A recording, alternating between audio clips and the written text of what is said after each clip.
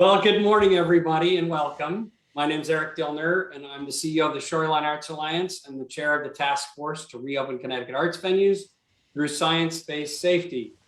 Our mission of our task force is to offer you the opportunity to reopen your arts venues through the public health perspective, and of course, help you remain open with professional guidance in the workplace and in your artistic spaces.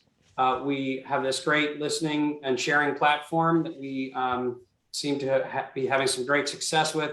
And of course, as we move forward, we want to continue to focus on consumer confidence and helping each other to find a way to build our audiences together. We, of course, want you to share this information as broadly as you wish. We want to help all of our colleagues along the way.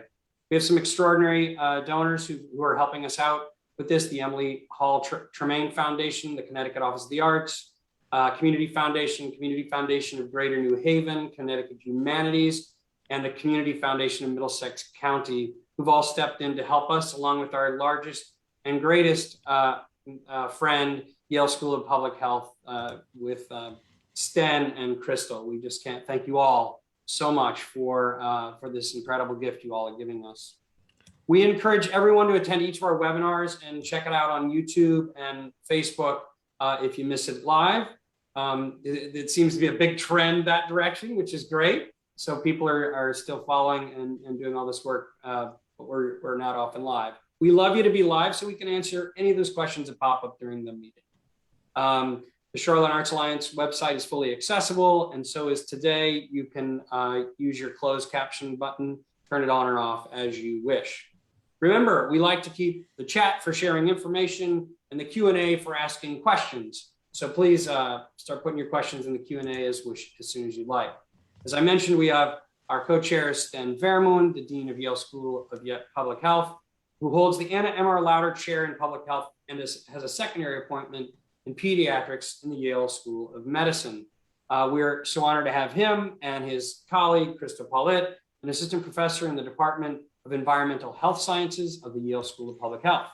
She also, which is really important to us, holds an appointment in the School of Engineering and Applied Science, and her focus is on indoor spaces, which, as you can imagine today, is a big part of our topic. Crystal, we're going to invite you to jump in anytime you want and throw things at our direction as we go.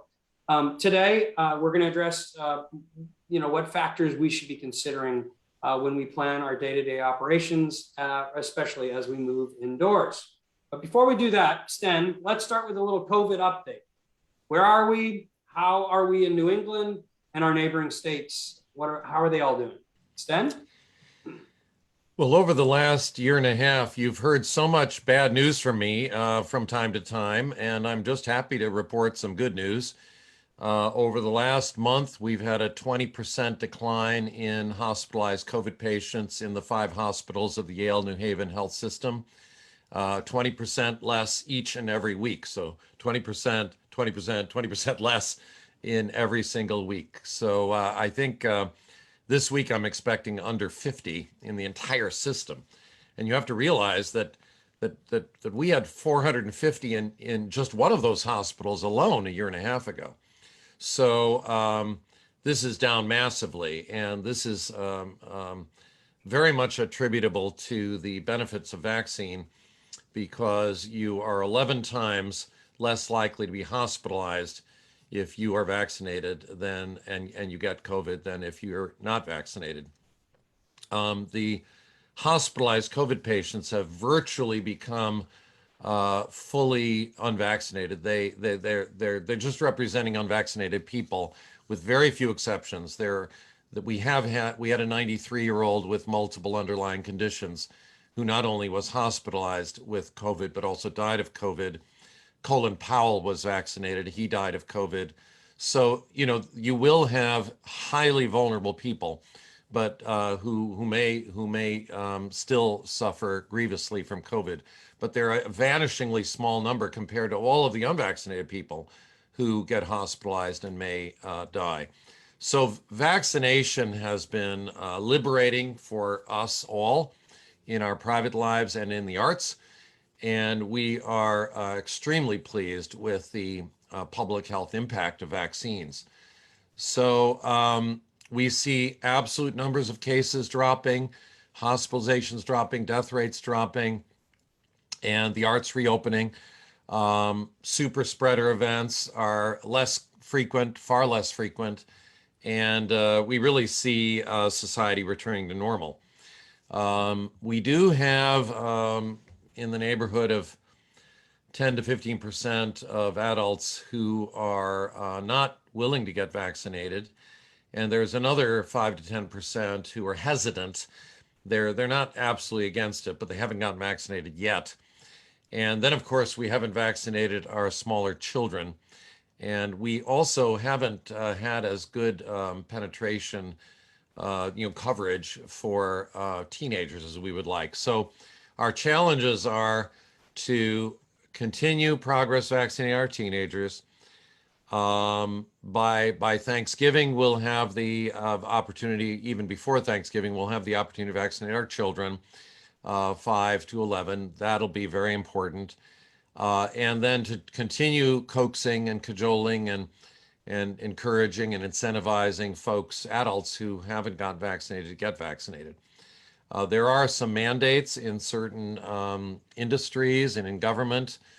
So there are folks who are going to have the choice to get vaccinated or lose their jobs.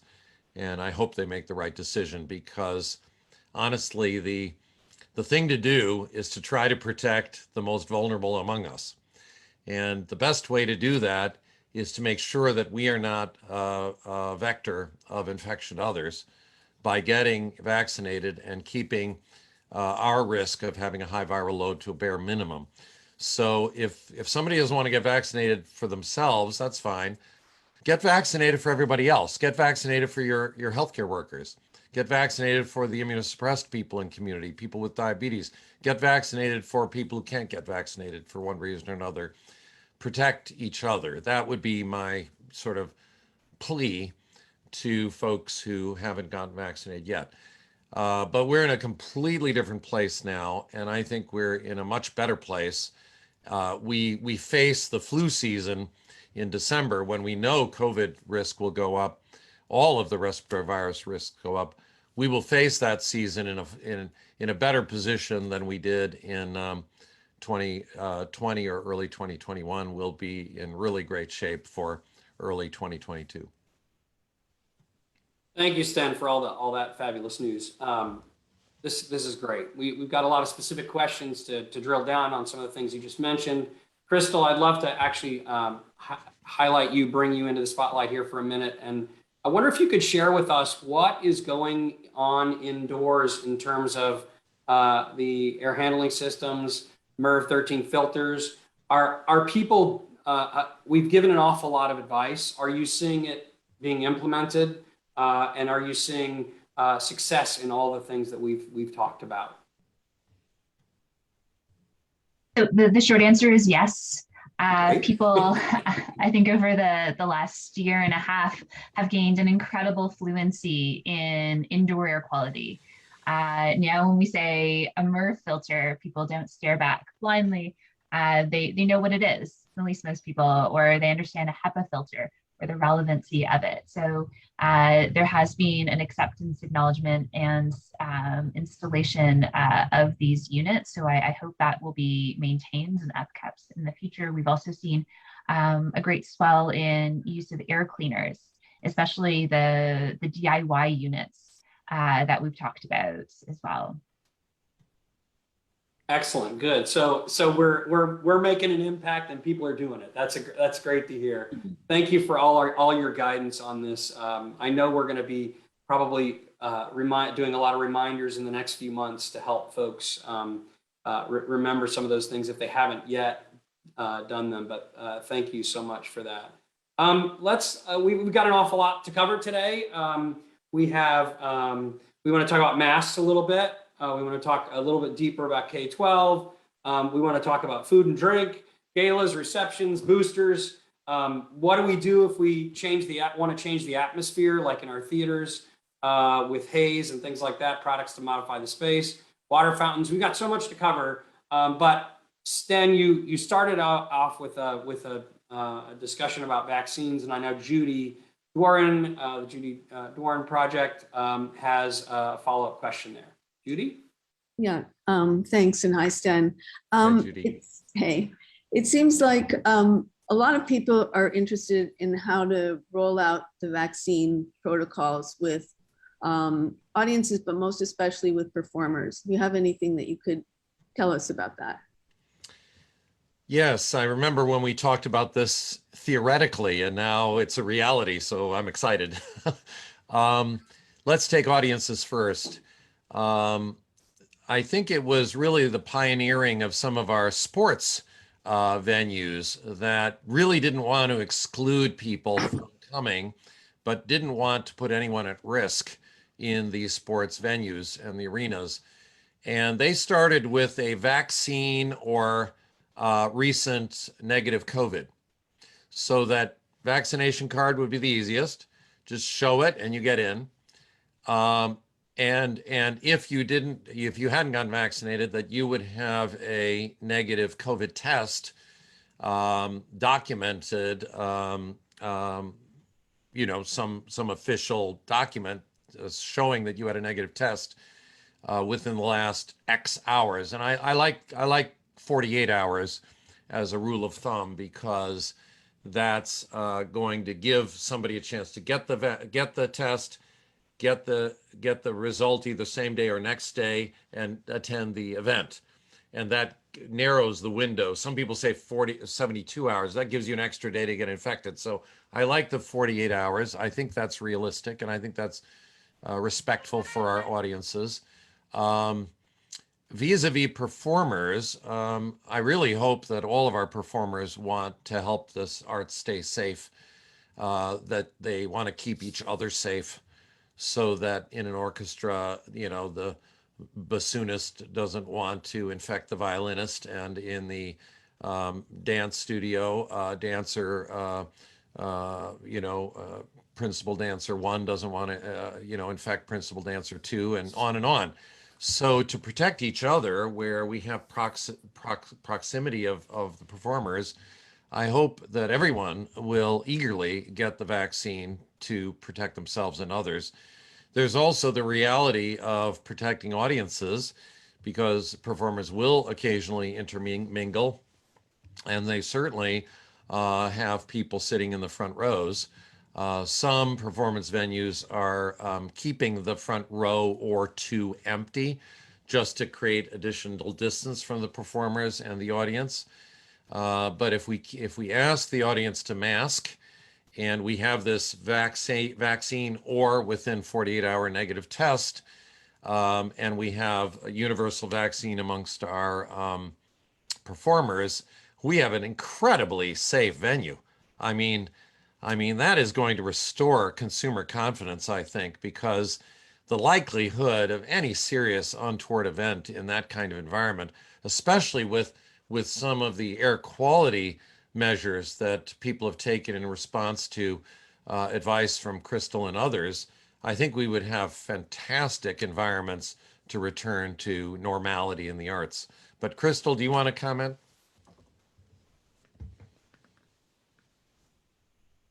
I think you've covered a lot of ground, especially acknowledging the fair handling.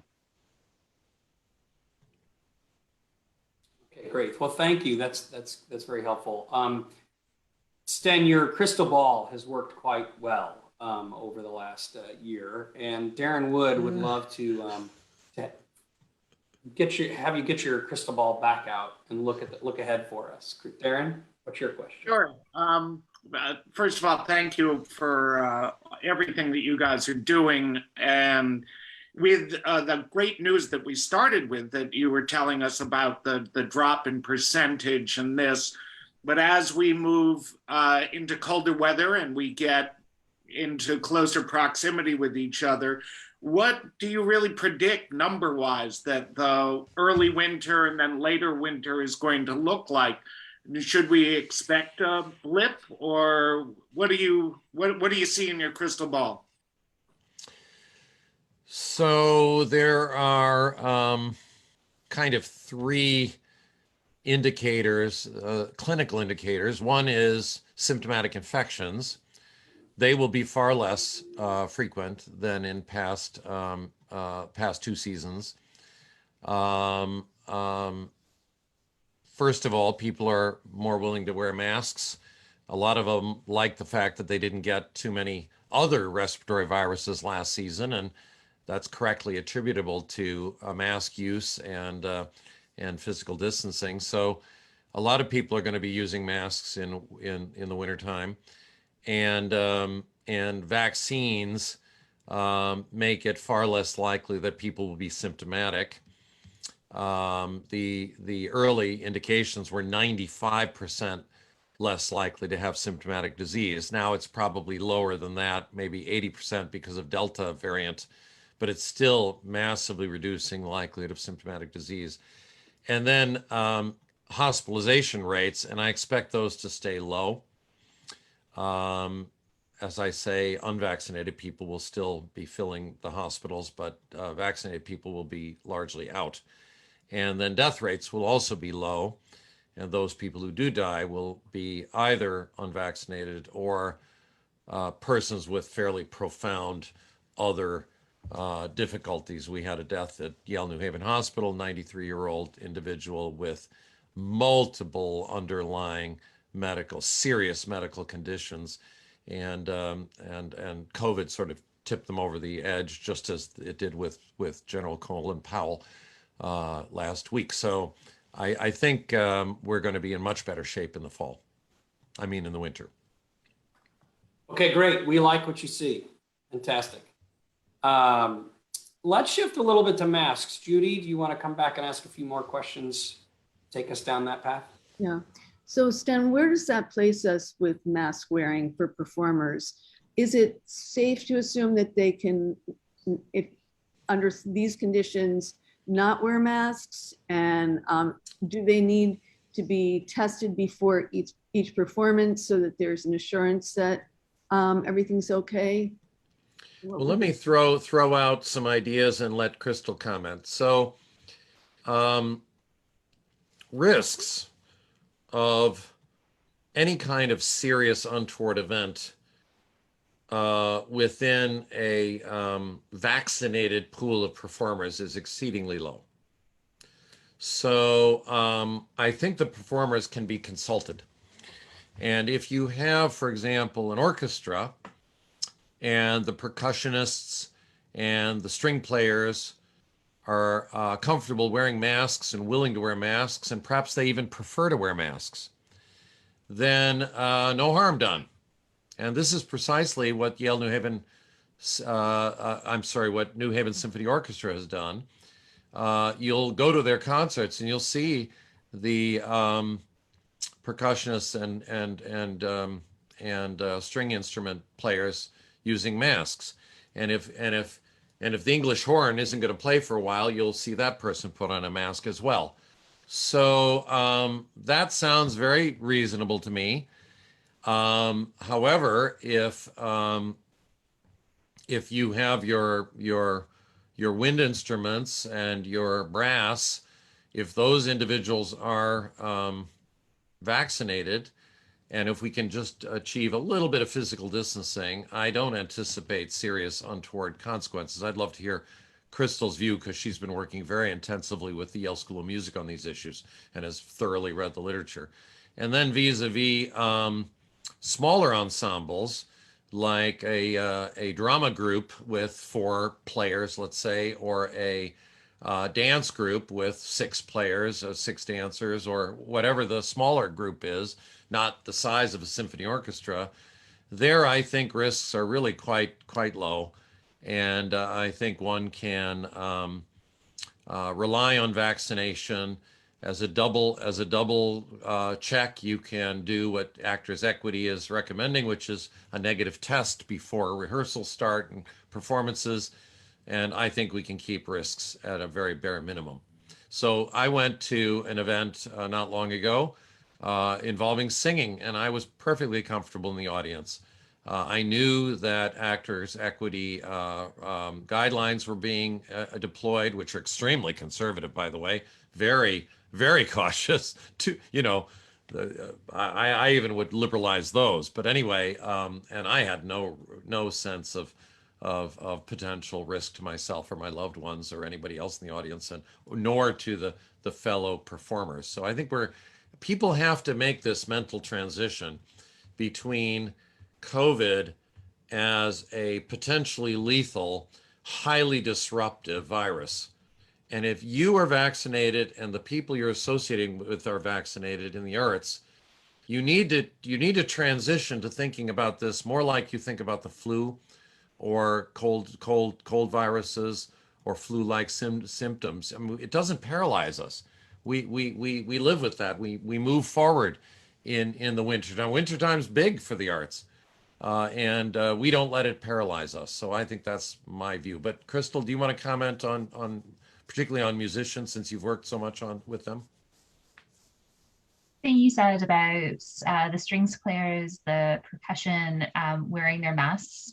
If they're comfortable with it, I'm sure they're all accustomed to it at this point, to continue wearing that. If there is a period where the brass and winds are not playing as well, putting the mask back on, that leads for a safer environment. And just so we're clear about this, Sten, I believe you said that that you were at an event with singers. Were you suggesting that these singers were also unmasked when they were singing? Yes, they were unmasked, and they were following Actors Equity, and they were vaccinated. They tested negative, and I think their risk to each other or to the audience was reduced to near zero, very, very low risk. And so therefore, Crystal, you would suggest the same thing, perhaps for the singers, if they're singing one section and then not the other, perhaps they put their mask on just for safety, or much like a brass player, treat them like a brass player for a little bit. Exactly, their voices are the source of aerosols, and if to increase confidence, if that helps with the audience as well as others on set, then yes, the mask can be worn. Great question, Judy. You want to continue on with your line of thought? Yeah, I was just wondering, in terms of testing performers beforehand and assuring an audience that everybody's been tested, what happens? Well, what are the reliable tests? We know that the PCR tests are like number one, but what if a PCR test doesn't come back in time? So we're about to open the show and everyone's tested, and there we go. That's a great question. The early generation tests that were coming out in March, April, even May of last year had a lot of problems.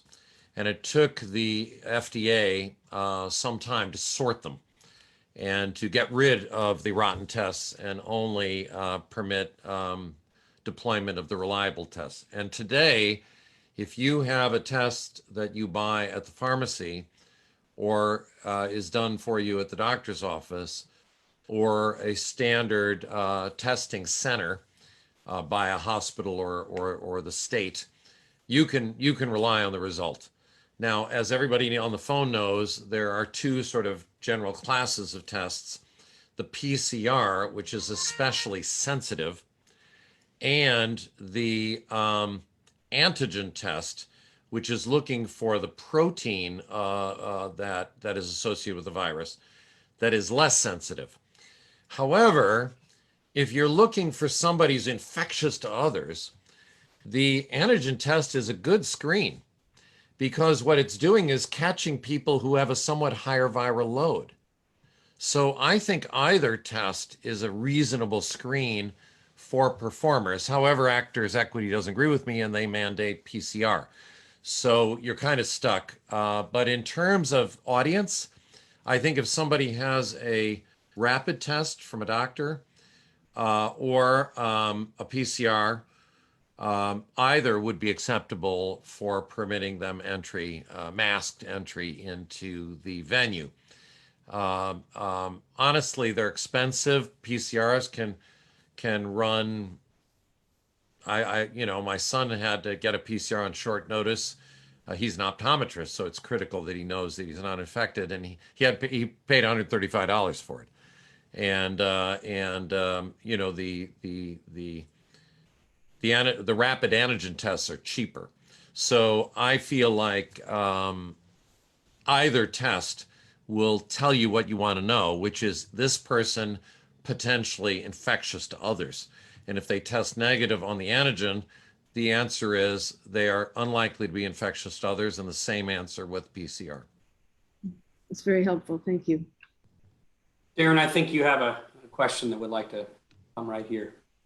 Yeah, just a little bit of a follow-up, because I most of it has been answered just with the last comment. But the if you could just go over, because I find, especially among my actors, there's not clarity between what is the difference between a PCR test, an antigen test, what is a home test versus what is a, you know, what we're able to get at a clinic down the street, or those sort of things, and the speed at which that turnaround is. Because when we were performing, we did require our actors to have a negative test within 48 hours. And the questions constantly were, well, is this test okay? Can I get this one? Well, I have a test left over from when I was traveling. Can I use that? And I didn't even really know how to answer it. So just some clarity on those different types of tests. So the home-based tests that you can now buy in the pharmacy are excellent. They're the same tests basically that the doctor is using in the office, an antigen test. It's tricky for your audience because you don't know that somebody just didn't say that they had a negative test and they actually didn't do the test. So I would much prefer to have some documentation. I'd like to have a doctor's note or a formal report from a lab rather than a home test. And it's simply because I have 200 people in the audience. I don't know them. I don't know if one of them is irresponsible. And I don't want that irresponsible person to put 199 other people at risk. So I think you have to have some degree of formality for your audience.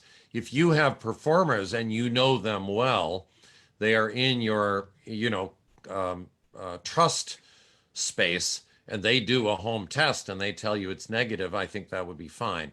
But that would be a judgment really of management, of the arts management, not my judgment.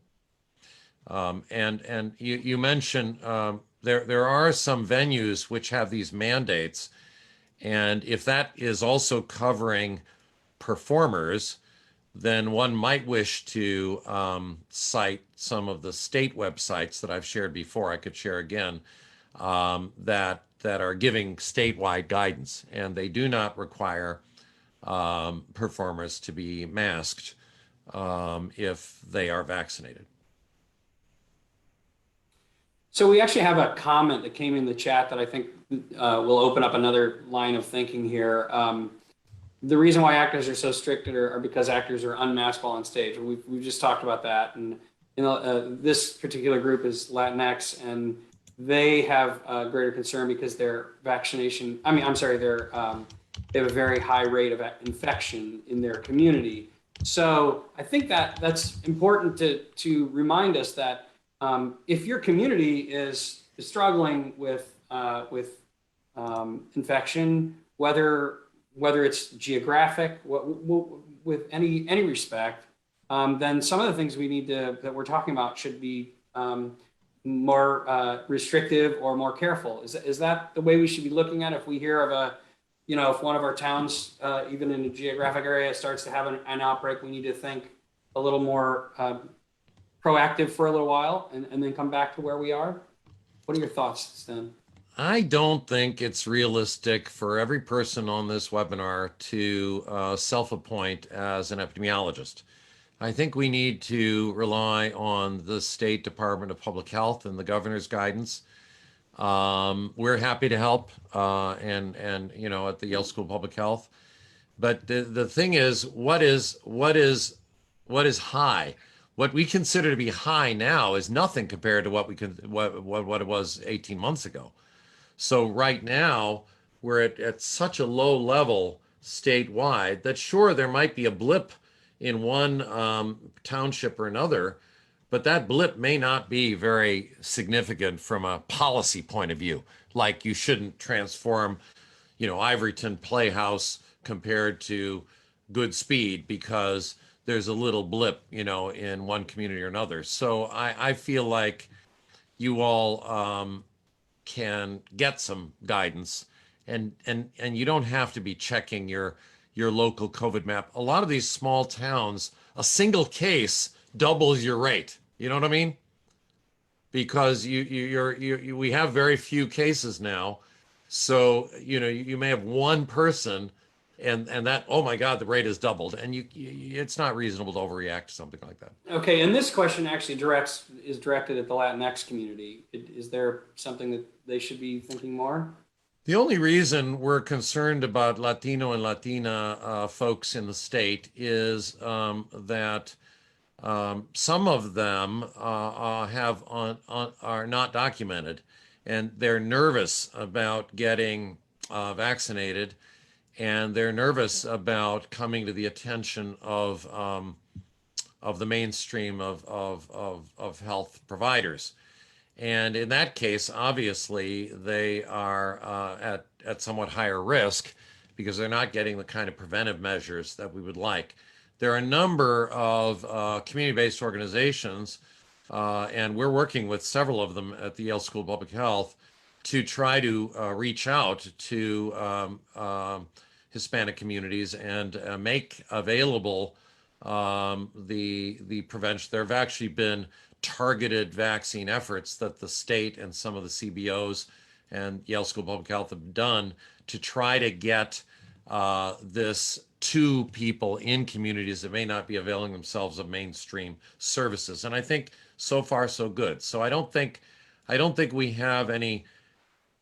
I think we need to redouble our efforts for all vulnerable people and all under-vaccinated people. But they're not the, Latina communities are not the only ones in the state that need special attention. And I think we're making good progress. One big advantage in the Hispanic community is commitment to family. So one of the best arguments that we can make is say, do you want to protect the elderly in your community and your children? And all sorts of hesitant people have said, oh my goodness, I didn't know that I was protecting others. Yes, give me the shot. So we're making good progress. Okay, thanks. Thank you very much for clearing that up for us. So Frank from Waterbury has sent us in a question. So I think we've gone around, and maybe Crystal, maybe this one's for you. Why are we, if we're requiring vaccination and negative tests, why do we still have to wear the mask?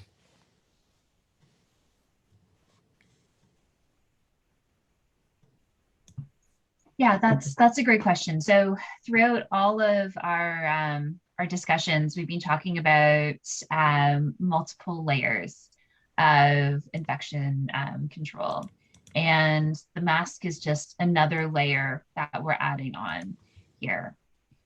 And so that's why it's being recommended as an additional precaution. Crystal and I have sometimes used the metaphor or sort of model of Swiss cheese. So if I have a little thin slice of Swiss cheese, I can easily go through one of the holes. But if I've got a nice thick block, then the bubbles that Swiss cheese, has when it's being made, they are distributed throughout the block, and it's just about impossible to get a knitting needle through any of the holes. And that's what we're trying to do with these prevention measures. So the very best way to increase the size of that Swiss cheese block is vaccination.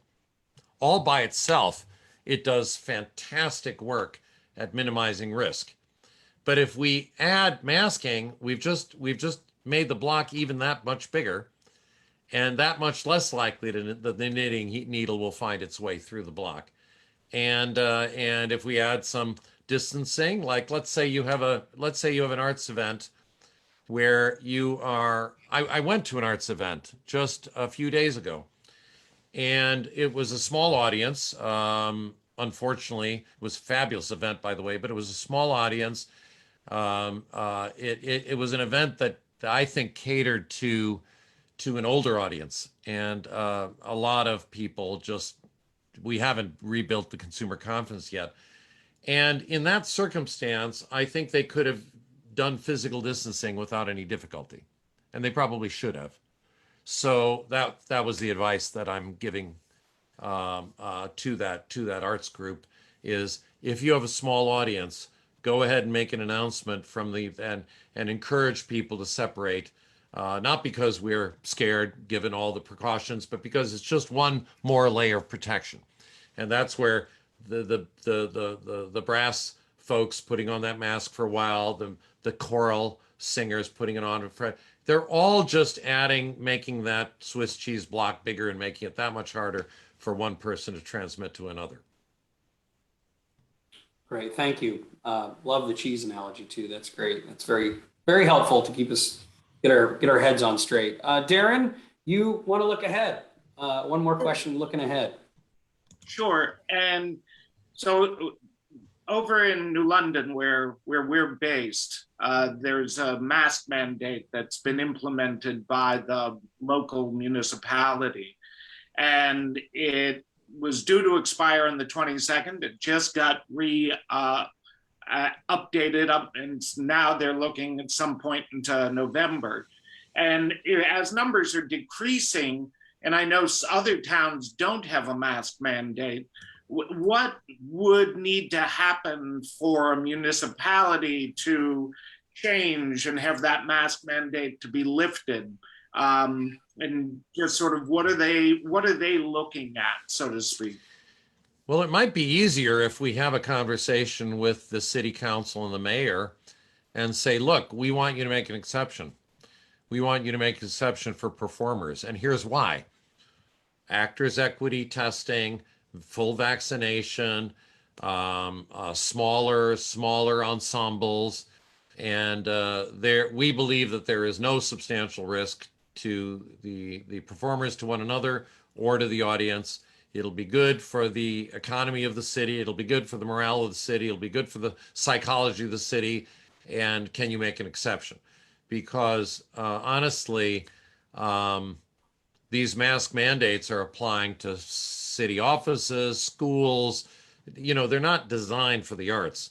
So it might be that if a venue, New London or anywhere else, is doing more than the state requires, maybe we can talk them out of it.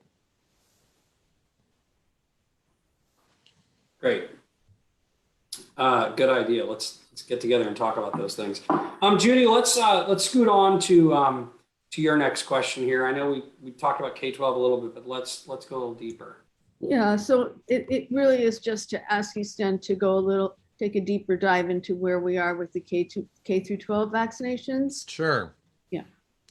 So I giggled when Eric said that I was good with my crystal ball, because on this one I've been all over the map. I thought that I thought all the kids would be vaccinated by September, and then I thought they'd all be vaccinated by February, and turns out it was in between the two. So the clinical trials have been wildly successful in children. If anything, children have lower side effect rates. The lower dose of 1/3 of the Pfizer dose has worked beautifully to stimulate vigorous immune responses.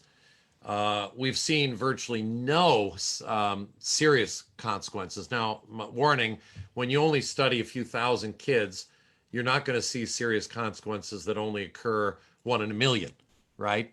So we're still going to have to study children when millions of them have been infected to see if there's anything untoward. But at the end of the day, there's just no question that the risk benefit of vaccination is wildly in favor of vaccinating children. So the state is working hard with the federal government, CDC. They've already identified 200 pediatricians in the state who are going to be fully capacitated to vaccinate children with the vaccine available, with the smaller needles available, et cetera. And that's just today. They've got 200. Maybe by tomorrow they'll have 400. So we have, and the federally qualified health centers are all going to be ready. There'll be a lot of venues that are going to be enabling a vaccination of children. Whether school nurses actually get into the act, I don't know. But we will have the ability to vaccinate tens of thousands of children in a matter of weeks. So we'd love to see that happen, because why do we want to go into flu season with a whole lot of vulnerable and susceptible children? And here's the good news, that children like to play together. So that's always been a way of potentially transmitting virus. So if large numbers of children are vaccinated, and they don't circulate the virus amongst themselves, that indirectly protects the unvaccinated people in society. Now, it's ironic that we ask our children to get vaccinated so we can protect some stubborn folks who have made up some wild schemes about how horrible these vaccines are.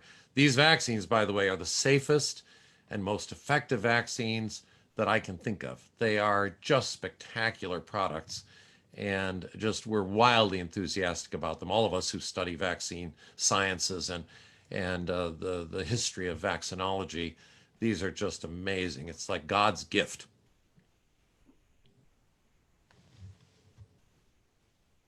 Okay, great. So let's talk a little bit more about, well, Darren has a question specific to K-12. Do you want to ask that question before we move on? Sure. So we've been hired a lot, which is wonderful, by the schools. And this year, the schools are wanting us all in person, whereas last year we were doing it all virtually, and which is wonderful as we're traveling throughout the state and doing in-school programming. And with that, different schools have different protocol. And when sort of can we expect the K through 12 population to be substantially vaccinated? And as performers, can we implement, say, the equity rules if we're performing on stage versus in a residency in the classroom wearing masks? What are your thoughts on that?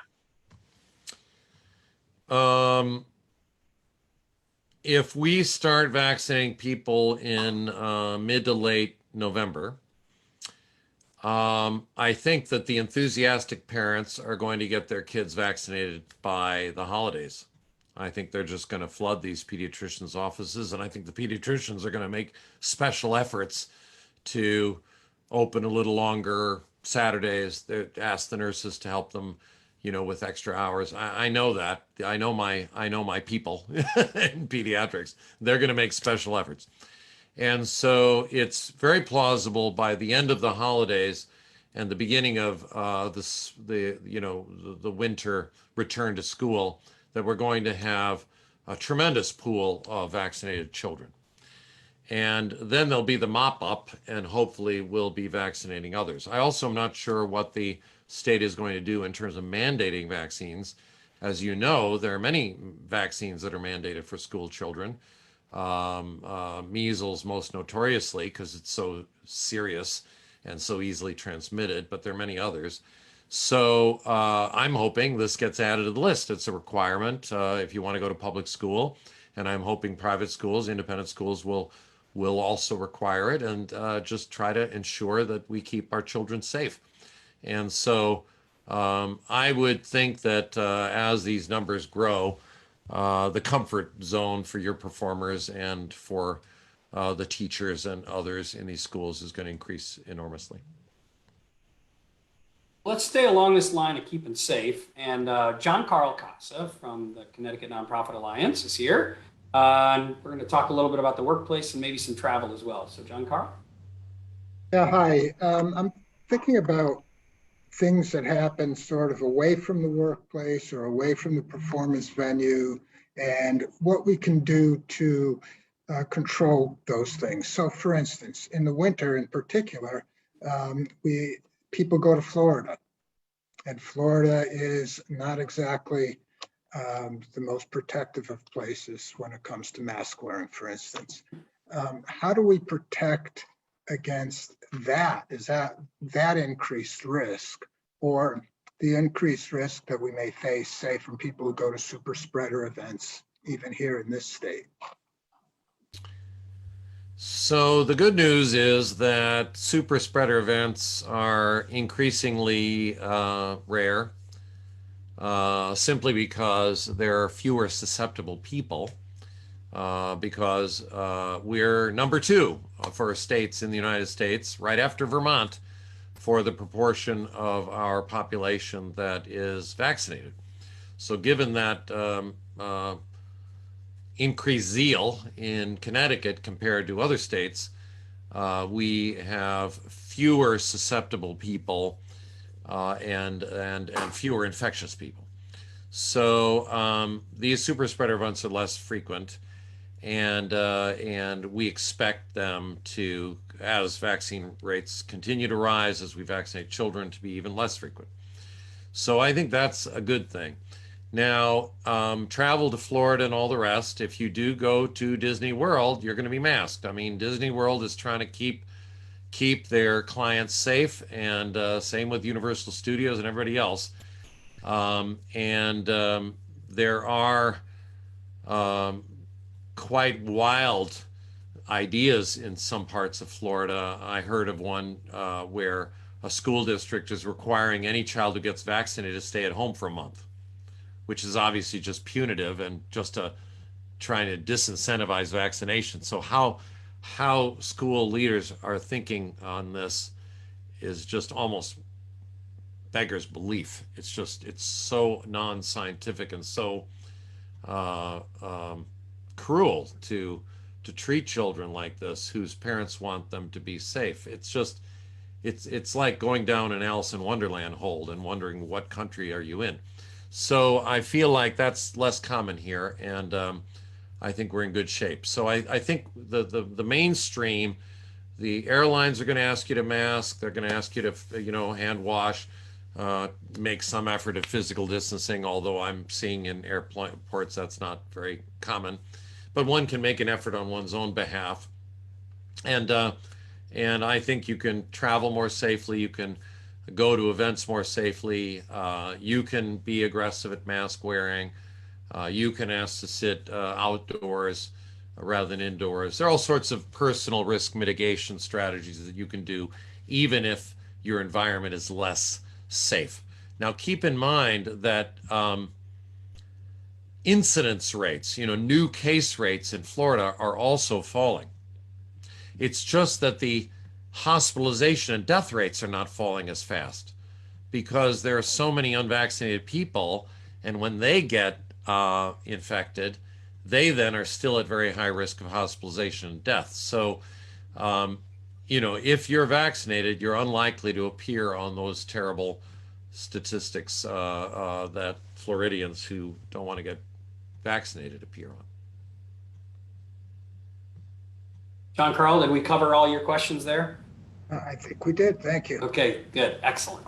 I would like to bring Crystal in here just for a minute to, Sten and I were on a site visit this week, and we had an interesting conversation about the atmosphere and changing the atmosphere, and how theaters aren't really doing this right now, but in the past we've done a lot of changing the atmosphere with fog machines, haze machines, things that make it so that we can see light differently. So I wonder if you could focus a minute here on like the haze on the stage. Is this something we should stay away from for a while, or is that something we can bring back into the theatrical performances? Yeah, I really like this question because when we test the amount of air exchange and the ventilation within a space, we use the exact same devices. Ah. So we were involved in a recent study where we were looking at what the air exchange was in some university facilities, and we used foggers. We also lit candles, and then we measured what the decline was and how quickly that decline was. So this is actually a really great tool that you can can see what the level of airflow movement is in the spaces. So if you have enhanced your ventilation, you're probably going to have more of the foggers and haze machines going. But that said, I think introducing the foggers into the spaces, that's fine. And as long as it's controlled. And you'll be able to see that decline quite rapidly if you have enhanced your HVAC or installed some air cleaners within your indoor space. So they're not creating a COVID hazard, is what you're saying. Is that correct? No, especially with the enhanced air changes within many of the spaces. Okay, fantastic. Great. Just didn't want to miss that great question. We enjoyed that. So Judy, can you take us down my favorite topic, which is food and drink? What's what you have a couple questions there. Sure. Questions are about opening up bars and refreshments at theaters. Is it a good idea? Is it time now that that's possible to do safely? One particular person said they have a small lobby space with a high ceiling. Does one have to think about the way the space is located in order to decide whether it's safe to do it?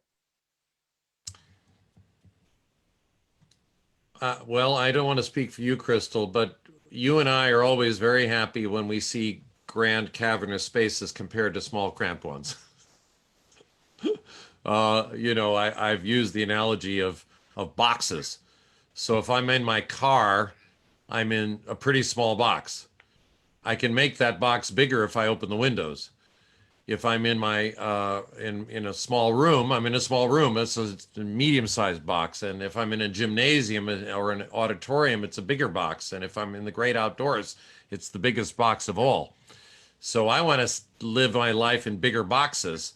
Now I'm not as worried about it anymore because I'm vaccinated. So a small box is okay. But in terms of congregating, a lot of people, I would be pleased if one could sell things that have a very brief transit time. So I hate bottled water because it's plastic waste. But in this case, bottled water, bottled drinks, candies, things that don't require time.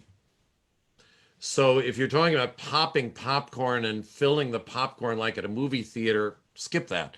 Just things that can be handed to somebody. You take the money or do the transaction, you hand something and they're there and they're gone.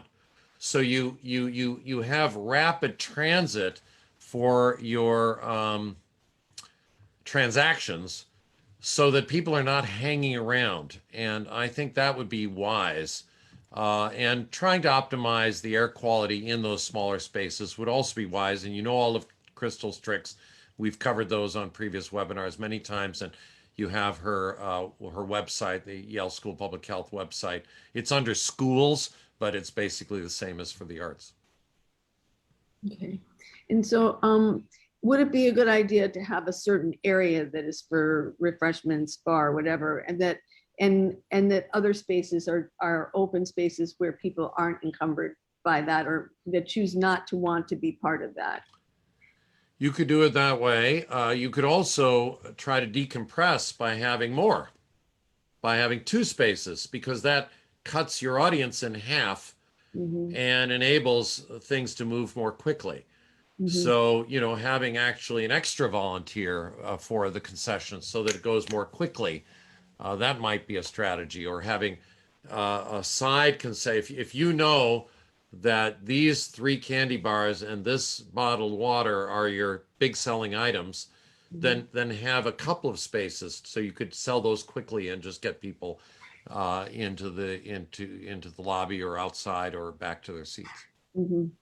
What we're looking for is minimizing mixing and minimizing contact time. And with those principles, I think the arts managers can figure it out.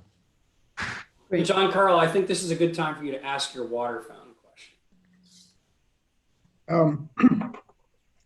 Wondering about, we've just heard some news this weekend, I guess, about mixing and matching vaccines and boosters. And I was wondering if you could talk a bit about the safety of that. So there are several immunologic and clinical studies that have been published now fairly recently where they mixed and matched. So they took the Moderna and they boosted with the Pfizer, vice versa. They took the J&J and boosted, and they all work pretty well, is the short version of a long story.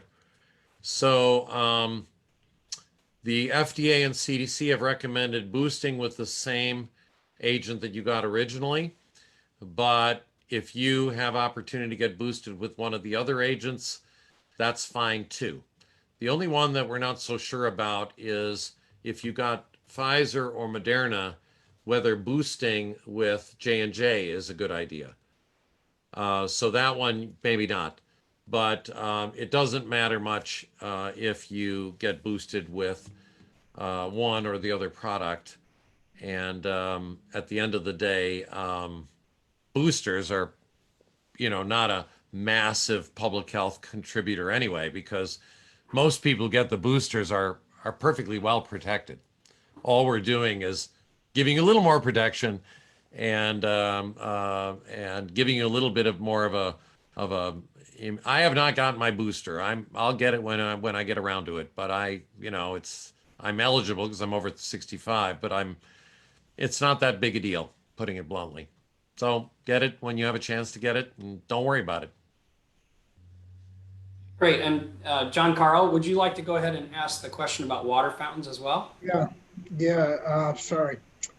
Just take us back inside and back toward food and drink a little bit. Water fountains have been turned off in offices and venues. Is it time now to turn them back on? Crystal, I'm going to ask for your help on that one. What do you think? So, yeah, it's a tricky one in terms of understanding who's going to be at the events and if they're vaccinated or not, in terms of thinking about the level of risk that they're associated with. So, if it is just for a limited use within actors, within the performers, and that they're all vaccinated, then again, we can revert back and start removing some of those infectious control measures. But if there's more caution to be applied and you want just another layer of control applied there, then trying to limit the use of the water fountains again is another means that you can do that. Well, thank you both. This is, I don't know how another hour has just quickly zapped by us. We have a bunch more questions, of course, that we didn't get to answer, but boy, you all have given us so many good points to help direct us forward. Consumer confidence is probably our biggest hurdle that we've got to continue to work on. So many of things that you shared with us today will really help us, I think, go back out into the community and share that we're doing better. Let's all stay safe. There's many ways we can do that, but the reality is it's looking good for the future. Sten, I'd love to give you a few minutes here to close us out for us. But again, Crystal, Sten, thank you so much for all that you're doing for us. Sten? Well, I'm happy to do what we usually do, which is take the questions that we weren't able to answer, and Crystal and I can answer them in writing. And if you have a way to blast that out to people, then at least they don't have to wait for the next webinar. Right. Okay. Will do. All right. So if you have a question after we sign off on the webinar, just send us an email at office@shorelinearts.org, and we'll get those questions out to our great stars of the show here. Again, I wish you all a happy day. Enjoy the rest of the week, and thanks for starting off the week on such a positive note with us, Crystal and Sten. Have a great day. Take care.